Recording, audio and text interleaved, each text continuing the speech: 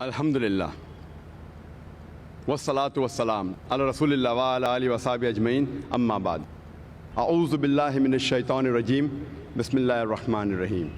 Wa ma khalaqtul jinna wal insa illa liya'budun. Bismillahir rahmanir rahim. Allazi khalaqal mauta wal hayata liyabluwakum ayyukum ahsanu amala. Rabbi shrah li sadri wa yassir li amri wahlul 'uqdatam min lisani yafqahu qawli. The honorable scholars, speakers, the respected guests, my respected elders, my dear brothers and sisters, and the millions of viewers who are watching this program live on Peace TV. I welcome all of you with the Islamic greetings. Assalamu alaikum wa rahmatullahi wa barakatuh. May peace, mercy, and blessings of Allah subhanahu wa ta'ala, of Almighty God, be on all of you.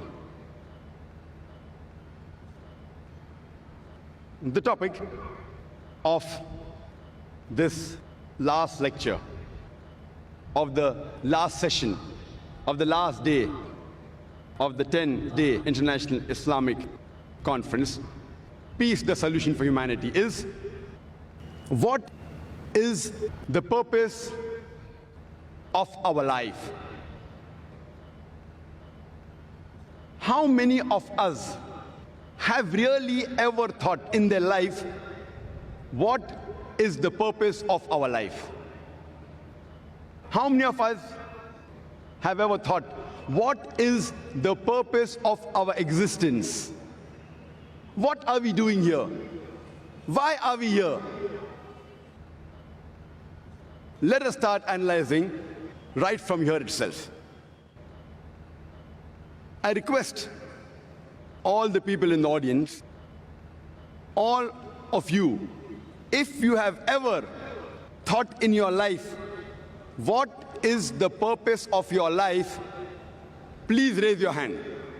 I would like to know amongst the audience, how many of you have ever thought in your life, what is the purpose of your life? Fine, maybe I can see 10, 50, maybe 100 hands. An audience of more than 100,000. That is less than 0.1%. Some may have felt shy to raise their hand. So surely I can say less than 1% of the human beings have ever thought in their life, what is the purpose of our life? Is it required that should we know what is the purpose of our life? To help you, let me give you an example. Once a man, when he was traveling, and when he came at a crossroad, he asked the passerby, where does this road lead to? The passerby asked him, where do you want to go? The man replied, anywhere. The passerby answered, then take any road, it will make no difference. Imagine that traveler, he had no goal. Whatever actions he did, whatever deeds he did, it made no difference because he wanted to go anywhere. And many of us are leading our life in the same way. Let me give you one more example. Imagine there is a builder who starts constructing his building, and he lays the foundation and he digs a big hole for the foundation. And when you ask him, how many stories is your building going to be? He says, I don't know. How many square feet is the built-up area? He says, I haven't thought of it. The builder has got no goal at all. Once there was a man who told his neighbor, your dog always chases vehicles and cars. I wonder, will your dog ever catch up with any car? The neighbor replied, I don't wonder whether he'll catch up or not. I wonder if my dog catches up with the car, what will he do? The man who asked him, will the dog ever catch up with the car? He's short-sighted. The neighbor who was the owner of the dog, he was far-sighted. Even if he caught up with the car, what will he do? What is the purpose of his goal? And unfortunately, many of us, we are leading our lives same fashion, just like the dogs. You know, people do graduation, and you ask them, why are you doing graduation? And they don't know the reason. Just because they want to be a graduate. What will you do after you finish your graduation? I haven't thought of it yet. Most of us are leading our lives like that traveler or like the dog who's chasing cars, absolutely without a purpose. Many of us,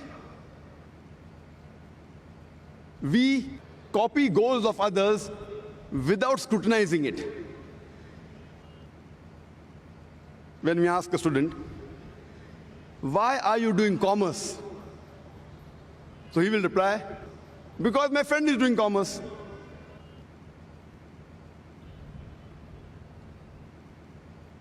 Many people, they emulate and they copy the actors, the models, without realizing what they're doing. Once a person comes from the village to Bombay to become a millionaire. And when the question was asked to him, why have you come to Bombay? So he gives a reply that I have seen Amitabh Bachchan in the Hindi movie.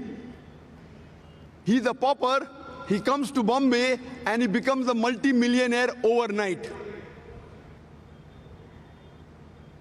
That is the reason we find many people coming from outside Bombay and they're settling in Bombay to become a multi-millionaire overnight. And that's the reason you find that the slums in Bombay are increasing. Many times we see actors and models, they are brand ambassadors and they endorse certain products. There was a person who purchased a new car, Hyundai i10. And when the question was asked, why have you chosen this particular car, Hyundai i10? So he says, my favorite actor, Shah Rukh Khan, he owns Hyundai i10. I doubt whether Shah Rukh Khan ever sat in Hyundai i10 except in the advertisement. He may be owning a Mercedes or a BMW or somewhat similar. I doubt whether he owns the i10. You know, Shah Rukh Khan endorsed the watch Tag Heuer. He's a brand ambassador of the watch Tag Heuer. And we find many of his fans buying Tag Heuer. I wonder what has Tag Heuer got to do with the acting of Shah Rukh Khan? Has that watch, has that wristwatch ever helped him in acting? I doubt whether he wore Tag Heuer before he became a famous actor also. So these are the various ways the media promotes products. And unfortunately, we blindly follow goals of other people without realizing what we are doing. Imagine there's an industrialist who buys a textile factory.